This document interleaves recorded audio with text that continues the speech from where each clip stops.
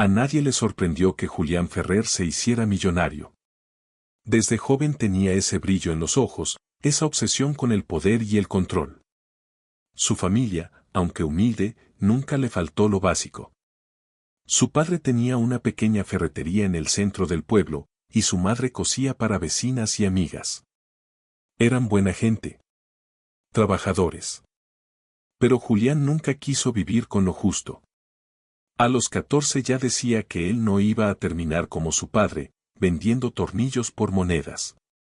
A los 20 se marchó sin mirar atrás. Nadie sabía exactamente qué hizo durante esos primeros años. Hubo rumores, que traficaba con terrenos, que engañaba a ancianos para quedarse con sus propiedades, que trabajaba con abogados corruptos. Nada confirmado, pero tampoco desmentido.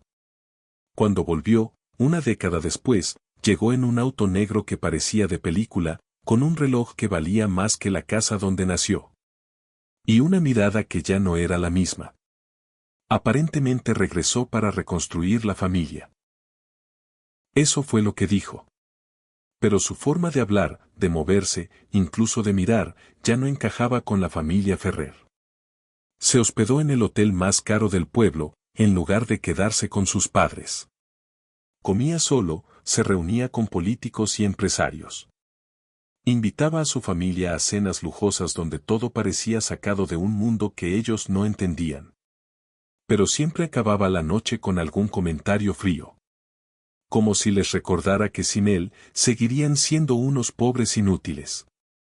Su hermano menor, Tomás, intentó acercarse. Le propuso invertir juntos en un pequeño negocio, algo más ético, más familiar. Pero Julián solo se rió. Negocios familiares son para perdedores, dijo. Si quieres hacer plata, deja la moral en casa. Eso fue lo último que Tomás le propuso. La codicia de Julián no conocía límites. Compró media ciudad en cuestión de meses. Cerró negocios locales para levantar centros comerciales, despidió a decenas de personas y vendió propiedades antiguas que la comunidad protegía como patrimonio. Pero lo peor fue cuando apuntó al terreno donde vivían sus propios padres. Ahí se va a construir un centro financiero, con torres de cristal y oficinas de lujo, les dijo, sin ni siquiera ofrecerles alternativa.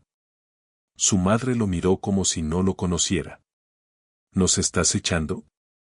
Les doy el triple del valor del terreno. Más de lo que jamás podrían ganar en su vida. Esto no es sobre plata, Julián. Este es nuestro hogar. Pero para él, la palabra hogar no significaba nada. Solo veía metros cuadrados y cifras. Cuando la noticia se esparció, el pueblo entero se volvió en su contra. Pero a Julián eso no le importaba. El poder lo hacía sordo. Sus padres fueron obligados a mudarse a un departamento frío y sin alma, donde su madre enfermó poco después. Decían que era tristeza. La mujer que una vez lo acunó, ahora lloraba en silencio por un hijo que ya no reconocía. Pero ni siquiera eso lo detuvo. Lo que Julián no sabía, es que mientras construía su imperio con manos sucias, las grietas ya empezaban a romperlo por dentro. Y no solo a él, también a los que aún lo amaban, sin entender por qué. La salud de doña Marta, la madre de Julián, empeoró rápidamente. Desde que la sacaron de su casa, apenas comía, no hablaba mucho y pasaba las tardes mirando por la ventana, como esperando algo que no iba a volver. Su esposo, don Ernesto, trataba de mantenerla animada, pero en su rostro ya se notaba el cansancio, no solo físico, sino del alma. Toda su vida había trabajado con dignidad, había criado a sus hijos con esfuerzo, y ahora los desalojaban como si fueran basura, y por su propio hijo. Tomás iba a verlos todos los días. Se había mudado cerca para estar pendiente. Cuidaba de ellos, les traía medicamentos, comida caliente, e intentaba hacerlos reír aunque fuera con recuerdos viejos. Pero doña Marta no se reía. Cada vez que escuchaba el nombre de Julián, cerraba los ojos y apretaba los labios. No era rabia, era decepción. Y eso dolía más. Mientras tanto, Julián seguía apareciendo en portadas de revistas económicas, dando entrevistas, rodeado de mujeres y socios que lo adulaban. Su nueva construcción, Ferrer Financial Center, estaba siendo promocionada como el proyecto que transformaría el pueblo en una ciudad moderna. Todo el mundo hablaba de progreso. Pero nadie hablaba de las personas que perdieron su hogar, su trabajo, su identidad. Una tarde, Tomás fue a buscar a Julián. No por negocios, no por disculpas. Fue simplemente a pedirle que fuera a ver a su madre. Que aunque ella no lo dijera, lo extrañaba. Que aún tenía tiempo de arreglar las cosas. Julián lo recibió en su oficina, sentado en una silla de cuero que parecía sacada de otro mundo. ¿Vienes a pedirme plata?, preguntó, sin levantar la mirada de su computadora. Vengo a pedirte que vayas a ver a mamá. Está mal, Julián. Ella no va a durar mucho así. ¿Y qué quieres que haga? ¿Que me arrodille a pedirle perdón por hacer lo que tú nunca tuviste el valor de intentar? No se trata de orgullo, idiota. Se trata de ella. Solo tienes que ir. Julián suspiró, molesto. Cerró su laptop y se quedó mirando a su hermano con esa expresión vacía que ya se le había vuelto costumbre. Mamá hizo su elección. Y yo hice la mía. ¿Qué elección hizo ella? ¿Criarte con amor? ¿Defenderte de papá cuando llegabas tarde borracho? Tomás se acercó. Le temblaban las manos de rabia contenida. ¿Sabes qué? Te crees un ganador, pero estás más solo que nunca. Cuando mamá muera, vas a darte cuenta de que todo lo que compraste no sirve para nada. Y ni con toda tu plata vas a poder volver atrás.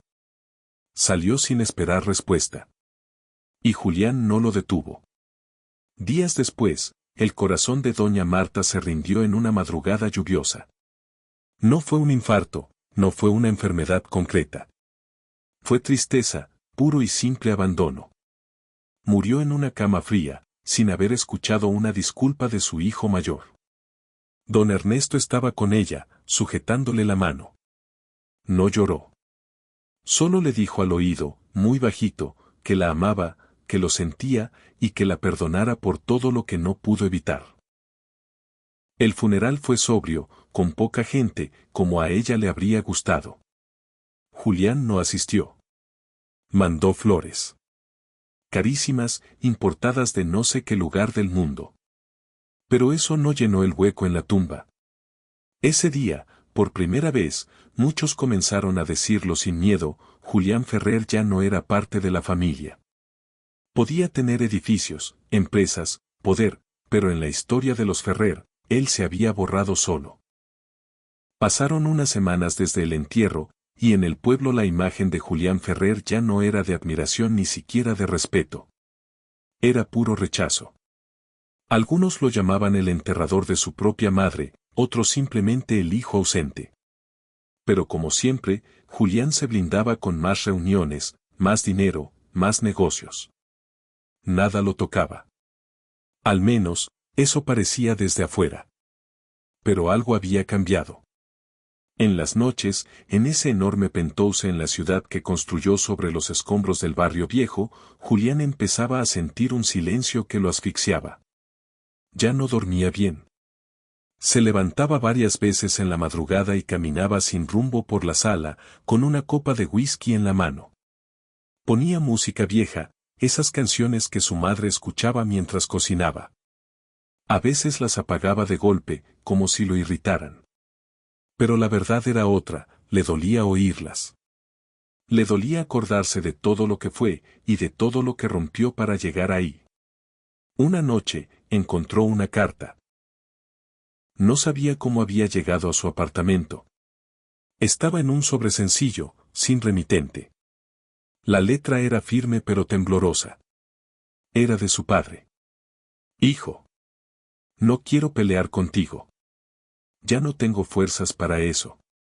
Solo quiero decirte algo antes de que me toque irme yo también. Tu madre te quiso hasta el último segundo. Nunca habló mal de ti, ni cuando tú nos diste la espalda.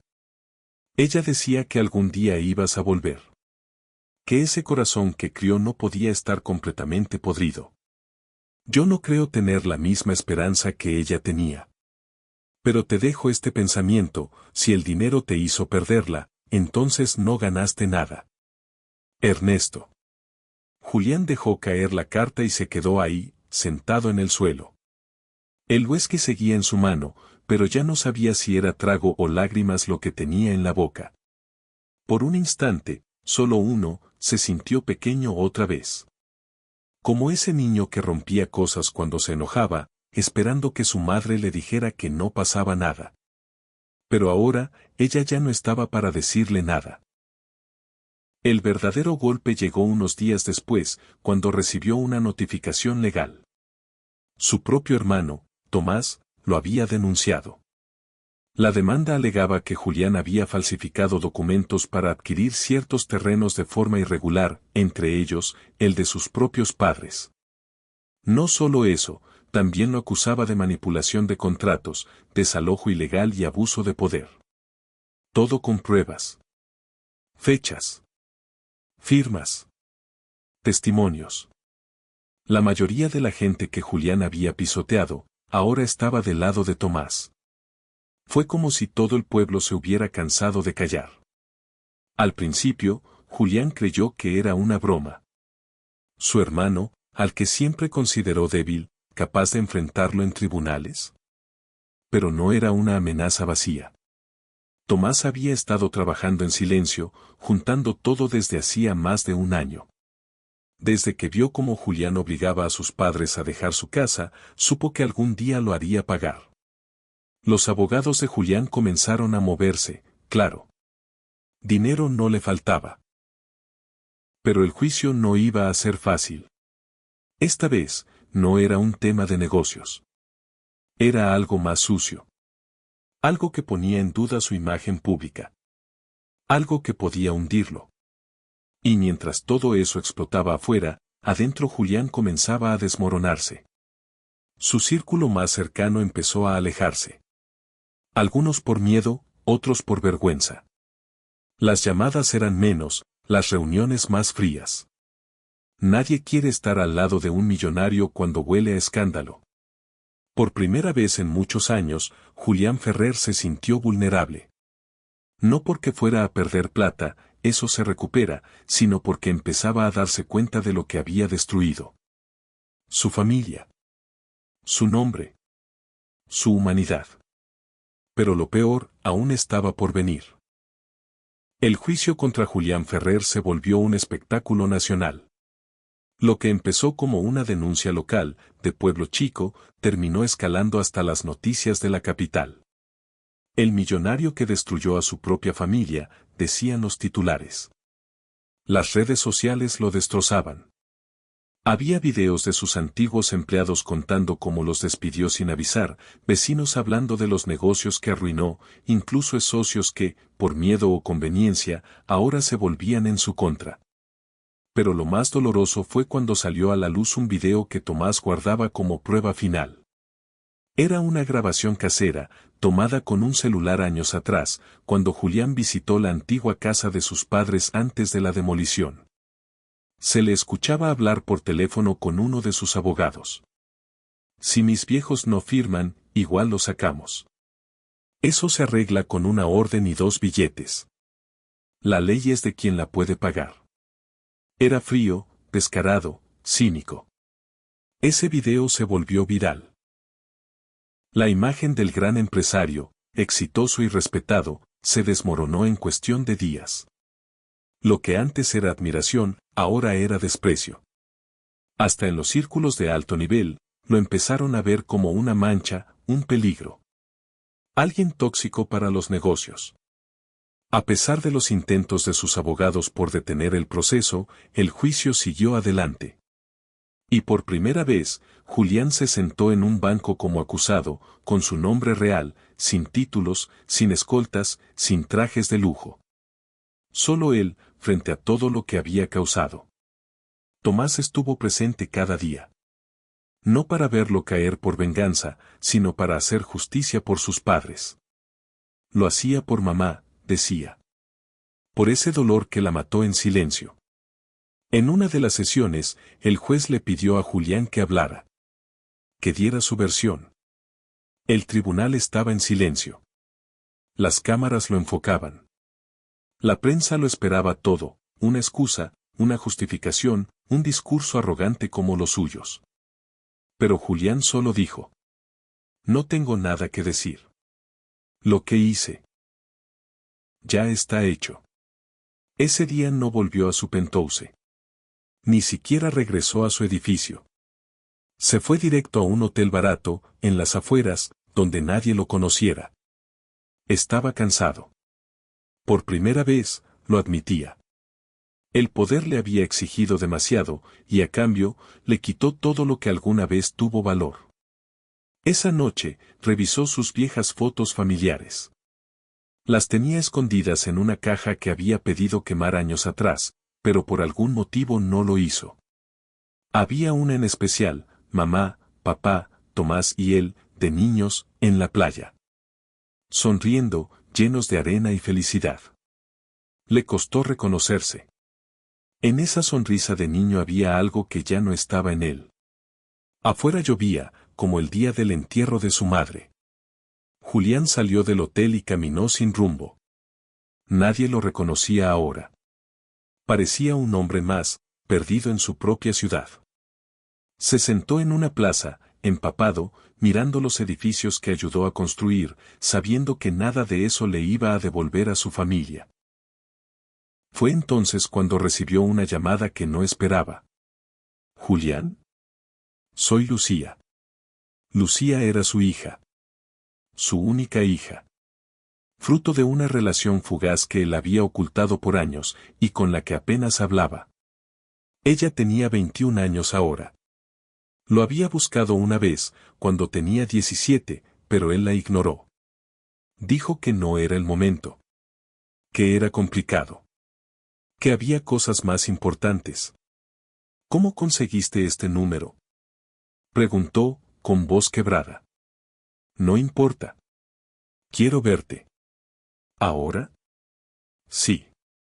Ya no eres el gran Julián Ferrer, ¿no? Entonces tal vez puedas comportarte como un padre por una vez. Y cortó. En medio de esa noche mojada, mientras todo se desmoronaba, apareció una luz inesperada. Pero incluso esa luz iba a traer su propia sombra.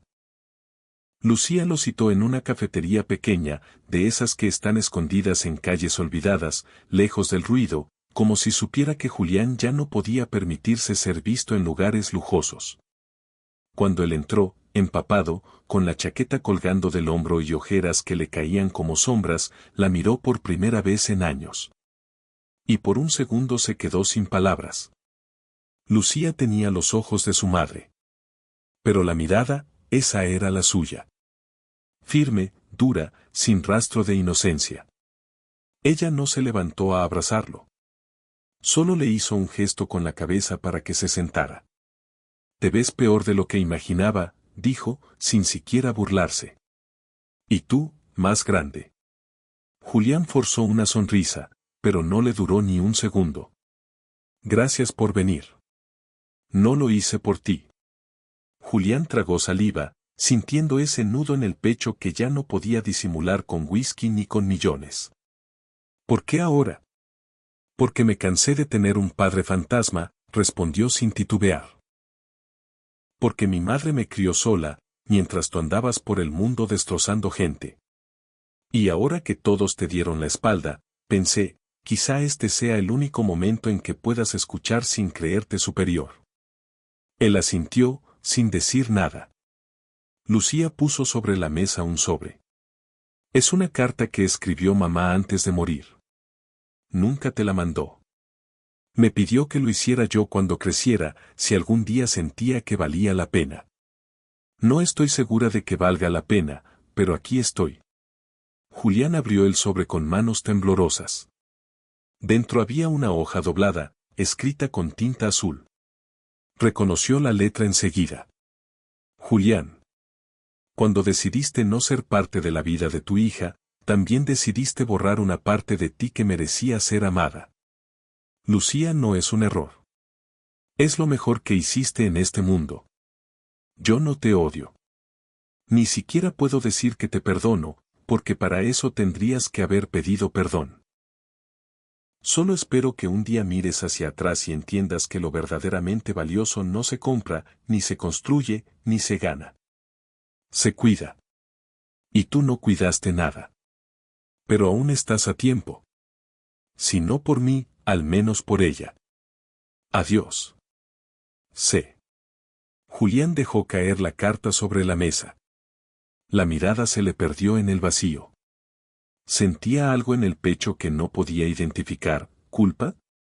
¿Vergüenza? ¿Pena? Ya ni sabía nombrar sus emociones. Lucía lo miraba, sin compasión, pero tampoco con odio. Era extraño. Ella no buscaba venganza. Solo verdad. No quiero tu plata, dijo ella, alzando apenas la voz. Nunca la quise. No quiero nada de ti, en realidad. Solo vine a decirte que, a pesar de todo, no te deseo mal. Pero tampoco te quiero cerca. No hasta que seas alguien real, no este fantasma con trajes caros y manos sucias. Él la miró por fin. ¿Y si intento cambiar? Si quiero recuperar algo. Tarde o temprano, todo lo que destruiste va a pasarte la cuenta. Si quieres recuperar algo, empieza por enfrentarlo. Pero no me busques hasta que sepas lo que eso significa. Se levantó, tomó su bolso y se fue. Julián no se movió. Se quedó en esa silla por horas, con la carta de C en la mano y una sensación que no sentía desde que era niño, el vacío. No ese que se llena con edificios, dinero, poder, sino el otro, el que te parte el alma porque sabes que lo hiciste tú. Y que nadie puede salvarte de ti mismo. Cuando finalmente salió de la cafetería, el viento era helado. Como su vida ahora. Pero algo había despertado. Y ese algo lo empujaría a enfrentar lo que tanto había enterrado. Solo que el precio por redimirse iba a ser mucho más alto de lo que imaginaba, el proceso judicial avanzaba más rápido de lo esperado. Tomás, con el apoyo de antiguos trabajadores, abogados honestos y hasta socios arrepentidos, había armado un caso sólido.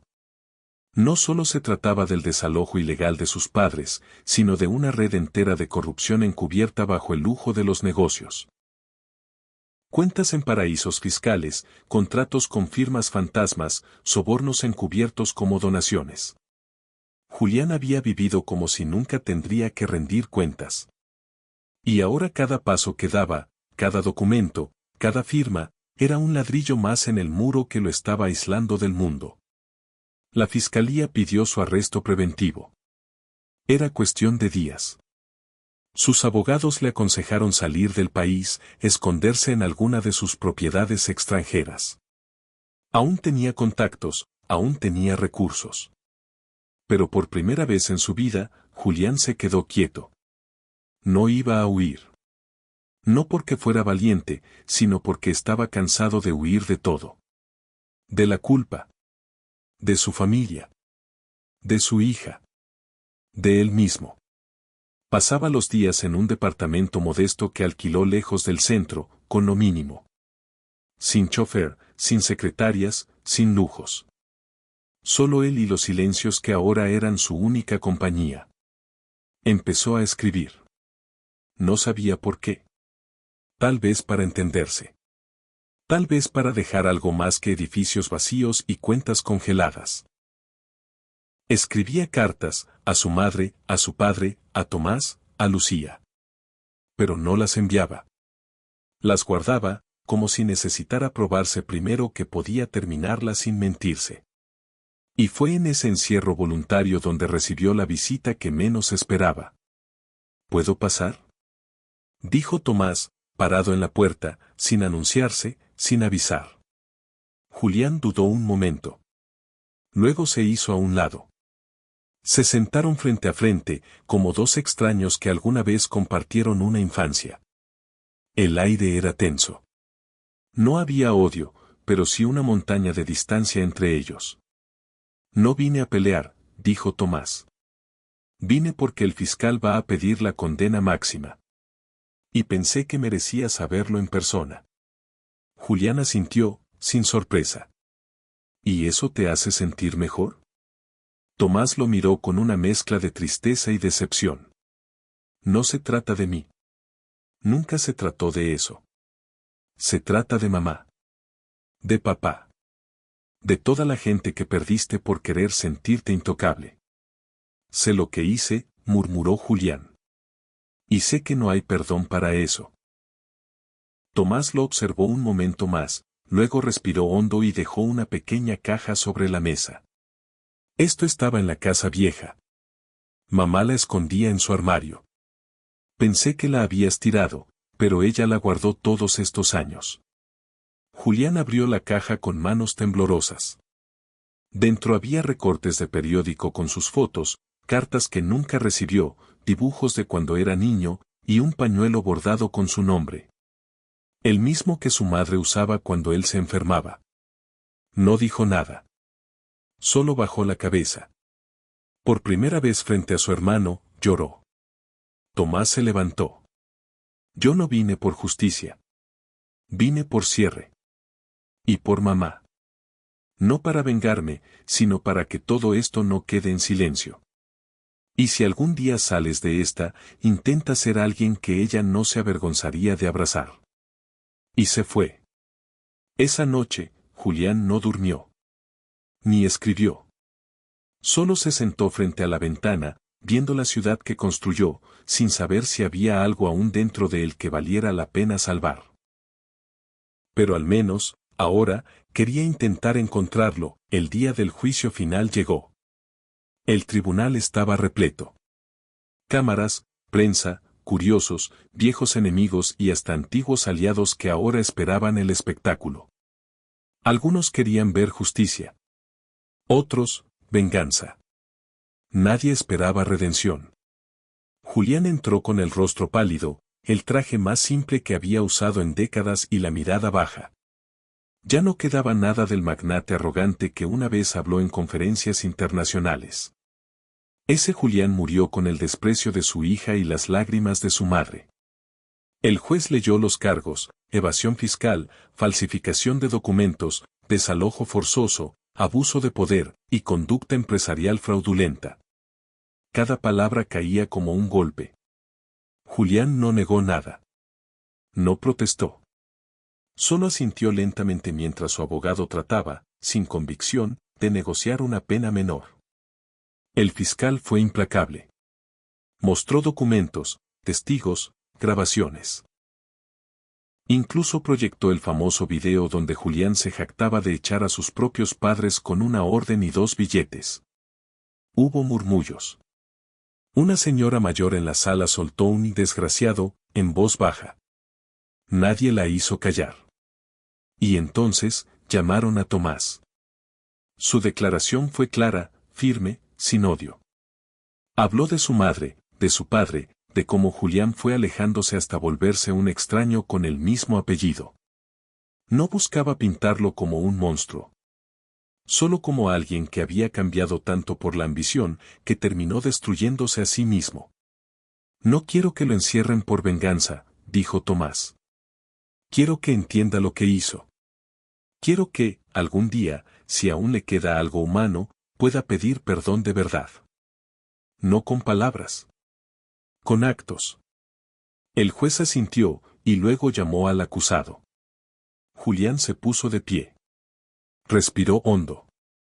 Se acercó al estrado. La sala entera quedó en silencio. Nadie sabía si iba a hablar. Durante todo el proceso, había guardado silencio. Pero esta vez, levantó la mirada. No tengo excusas. Ni defensas. Todo lo que dijeron, es cierto. Lo hice. Y más cosas que ni siquiera han salido a la luz. Cosas peores. Y no me enorgullece. Lo que me destruye no es perder el dinero, ni los cargos, ni la reputación. Es haber perdido lo único que importaba, mi madre. A la única persona que me amó sin condiciones. Cuando ella murió, algo en mí también murió. Y merezco todo esto. Solo espero que algún día mi hija pueda decir que su padre fue algo más que un nombre en las noticias. Yo ya no soy millonario. Soy solo un hombre roto. Y merezco pagar por todo. La sala quedó muda. El juez lo observó por varios segundos. Luego, bajó el martillo con fuerza. Se dicta sentencia, 8 años de prisión efectiva y confiscación parcial de bienes ilícitamente adquiridos. El acusado será trasladado de inmediato al penal de máxima seguridad. No hubo gritos. No hubo aplausos. Solo un silencio pesado, como si todo el país hubiera contenido el aliento. Julián bajó la cabeza. No discutió.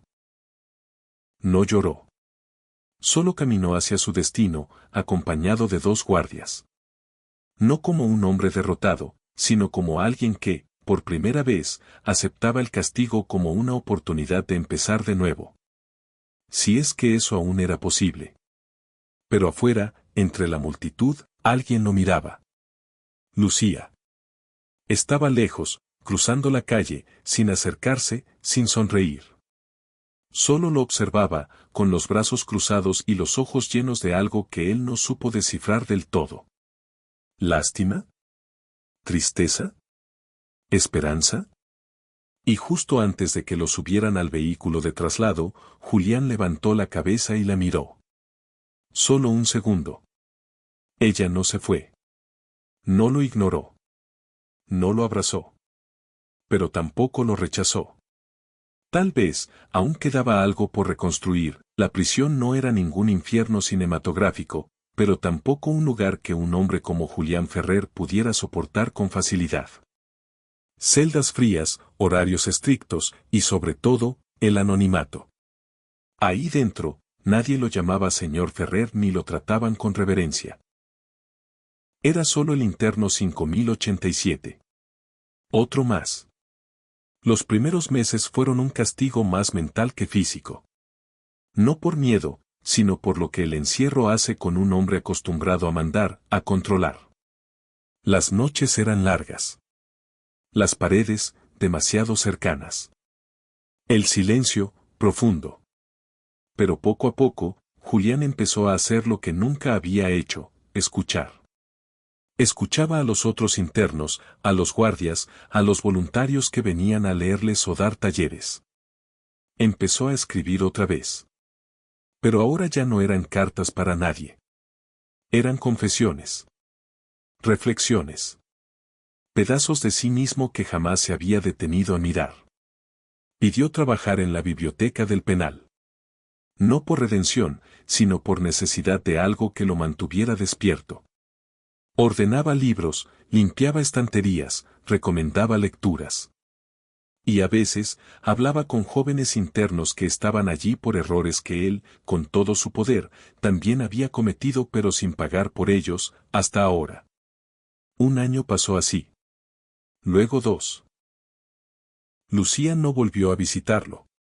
Pero de vez en cuando, le llegaban cartas cortas. Secas al principio. Frases como: no estoy lista para verte. Pero estoy leyendo lo que me enviaste. A veces pienso que de verdad cambiaste. A veces no. Mamá estaría feliz si supiera que aprendiste algo, al menos. Julián respondía con cuidado. Nunca mendigaba amor.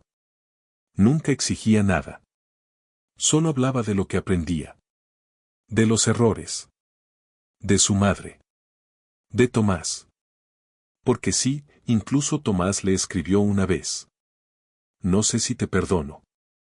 Pero tampoco quiero seguir odiándote toda mi vida. Hay cosas que se pudren por dentro si uno las guarda demasiado. Esa carta la leyó 100 veces. La llevó en el bolsillo durante meses, como un amuleto extraño. No para sentirse mejor, sino para recordar quién fue y en qué se había convertido. Después de 5 años, con buena conducta, el juez autorizó su libertad anticipada bajo condiciones. No podía administrar negocios. No podía salir del país. Debía asistir a programas de reinserción. Pero estaba libre. No tenía nada. Ni empresas, ni poder, ni casa.